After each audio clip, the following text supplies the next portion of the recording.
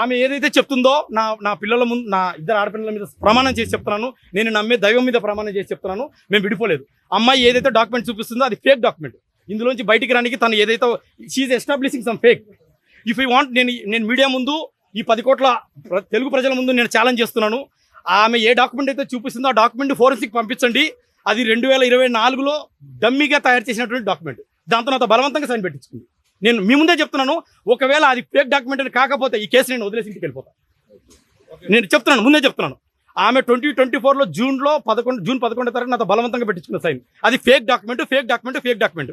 నా పిల్లల మీద ప్రమాణం చేసి, నేను నమ్మే దైవం మీద ప్రమాణం చేసి చెప్తున్నాను, నన్ను భయభ్రాంతులకు గురి చేసి నన్ను మబ్బితది పెట్టి దాని మీద సిగ్నేచర్ పెట్టించుకుంది. సో ఇది సార్ నా వాదన.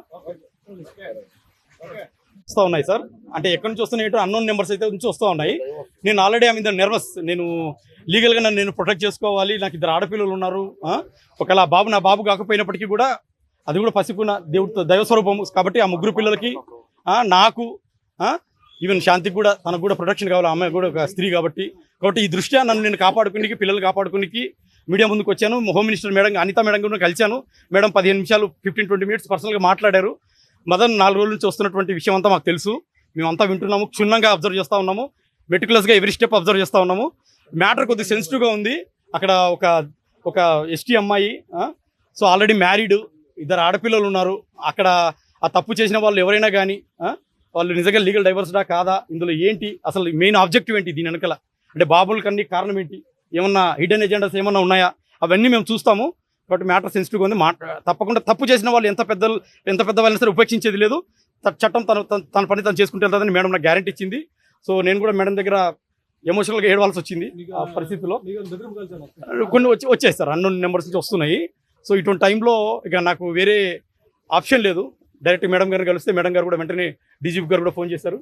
So we have to protect this boy and children, వీళ్ళని మనం కాపాడుకోవాలి అనేసి మేడం కూడా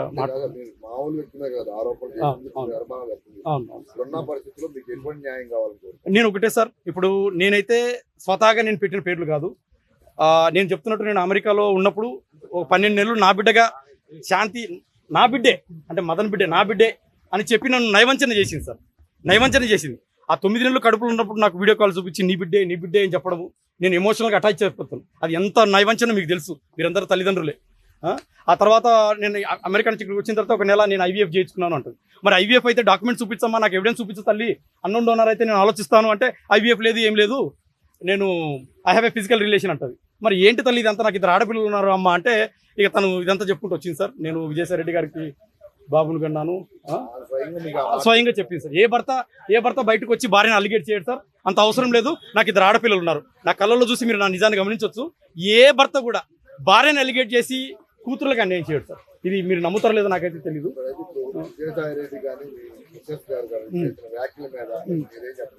ఒకటే సార్, ఇప్పుడు ఎవరి స్టాండ్ వాళ్ళకు ఉంది. శాంతి గారేమో ఫోటోలు చూపించేసి ఆ పోతిరెడ్డి సుభాషే నా భర్త అంటారు. ఆయననేమో అజ్ఞాతంలో ఉన్నారు. ఆయన అజ్ఞాతంలో ఉన్న 4 రోజుల నుంచి బయటకు రావట్లేదు. ఆయనకు ఆల్రెడీ మ్యారేజ్ అయింది, 9th క్లాస్ కూతురు ఉంది. వాళ్ళు హైదరాబాద్లో ఉంటారు. నేను మీకు ఒక వైరల్ పంపించాను, సుభాష్ రెడ్డితో నేను మాట్లాడాను. ఆ మాట్లాడిన దాంట్లో అసలు I'm ready for DNA test, ఆ బాబుకి నాకు ఏ సంబంధం లేదు అని ఆయన అంటాడు. ఇప్పుడు అసలు ఆ బిడ్డకి తండ్రి ఎవరు నాకు అర్థం కావట్లేదు సార్. శాంతి నాకు స్వతహాగా చెప్పింది ఏంటంటే విజయసాయి రెడ్డి గారు అని చెప్తాను. సో ఇప్పుడు విజయసాయి రెడ్డి గారా, పోతిరెడ్డి సుభాష్ రెడ్డి గారా, లేకపోతే నేనా? సో నేను ఒకటే సార్, మీడియా ద్వారా ప్రజల్ని, కోర్టుని, అందరినీ, రేపు కోర్టు కూడా వేసాను, అది tomorrow we're going to proceed. So మీ ద్వారా ప్రజలను అడుగుతుంది ఏంటంటే ఆ బాబుకు రిలీఫ్, ఆ పాప పసికున దైవస్వరూపం కాబట్టి ఆ బాబుకు కూడా నిజమైన తండ్రి ఎవరో తెలిస్తే రాబోయే దినాల్లో సభ్య సమాజంలో గౌరవంగా బతుకుతాడు. రేపు స్కూల్కి వెళ్తే ఫలానా వాడు నా తండ్రి, I'm the son of so and so అని రాసుకుంటాడు. I'm the son of so and so ఎవరైనా కానీ. కాబట్టి DNA టెస్ట్ కంపల్సరీ కావాలి. DNA test is the only solution what I understood. ఓరల్గా చెప్పడం కాదు సార్, ఫోటోలు చూపించి ఓరల్గా చెప్పడం కాదు. DNA test is the only solution to find the perfect answer, అంటే long term solution, ever time solution. ఇప్పుడు ఇది చెప్పేసి రేపొద్దున DNA టెస్ట్ చేయకుండా ఇప్పుడు ఇతనే సుభాష్ గారి తండ్రి అని, రేపొద్దున సుభాష్ గారు నేను తండ్రి కాదని అనుకోండి, ఆ బాబు మళ్ళీ నా దగ్గరకు వస్తాడు, నేనే తండ్రి అని. ఇవన్నీ ఎందుకు సార్? ఈ ఇష్యూని ఇప్పుడే ప్రొయాక్టివ్గా చొరవ తీసుకొని ప్రభుత్వం సహకారంతో జుడిషియరీ కూడా దాన్ని మానవతా దృక్పథం ఆలోచించి రేపొద్దున ఆ పిల్లోడు 1-2 సంవత్సరాలు స్కూల్కి వెళ్తాడు.